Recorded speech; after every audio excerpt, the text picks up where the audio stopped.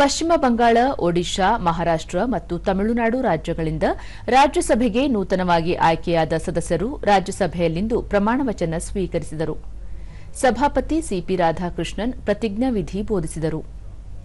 ಮಹಾರಾಷ್ಟ್ರದಿಂದ ಆಯ್ಕೆಯಾಗಿರುವ ಕೇಂದ್ರ ಸಚಿವ ಮತ್ತು ಆರ್ಪಿಐ ನಾಯಕ ರಾಮದಾಸ್ ಅಠಾವಳೆ, ಎನ್ಸಿಪಿ, ಎಸ್ಸಿಪಿ ವರಿಷ್ಠ ಶರದ್ ಪವಾರ್, ಮಾಯಾ ಚಿಂತಾಮನ್ ಇವ್ನಾಥ್, ರಾಮರಾವ್ ಸುಖರಾಮ್ ವಾರ್ಡ್ ಕುಟಿ, ಡಾ ಜ್ಯೋತಿ ನಾಗ್ಥಾನ್ ಮೊಗ್ಮೊರೆ ಪ್ರಮಾಣವಚನ ಸ್ವೀಕರಿಸಿದರು.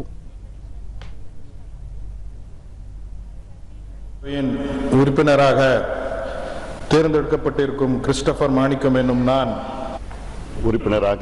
ತಮಿಳುನಾಡಿನಿಂದ ಆಯ್ಕೆಯಾಗಿರುವ ಕ್ರಿಸ್ಟೋಫರ್ ಮಾಣಿಕಂ, ಡಾ ಅನ್ಬುಮಣಿ ರಾಮದಾಸ್, ಸಿ ರವೀಂದ್ರನ್, ಎಲ್ಕೆ ಸುದೀಶ್, ಡಾ ಎಂ ತಂಬಿದೊರೈ ಹಾಗೂ ತಿರುಚಿ ಶಿವ ಪ್ರಮಾಣವಚನ ಸ್ವೀಕರಿಸಿದರು.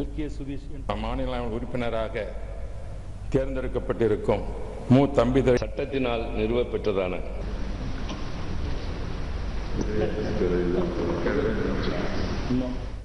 राज्यसभार सदस्य भावे निर्वाचित होइछि.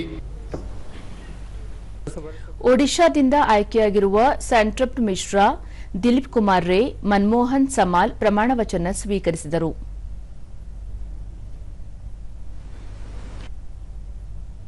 সদস্য নির্বাচিত হইয়া ಪಶ್ಚಿಮ ಬಂಗಾಳದಿಂದ ಆಯ್ಕೆಯಾಗಿರುವ ಬಾಬುಲ್ ಸುಪ್ರಿಯೋ ಬರಾಲ್, ಡಾ ಮೇನಕಾ ಗುರುಸ್ವಾಮಿ, ರಾಜೀವ್ ಕುಮಾರ್, ರುಕ್ಮಿಣಿ ಮಲ್ಲಿಕ್ ಹಾಗೂ ಬಿಸ್ವಜಿತ್ ಸಿನ್ಹಾ ಪ್ರಮಾಣವಚನ ಸ್ವೀಕರಿಸಿದರು.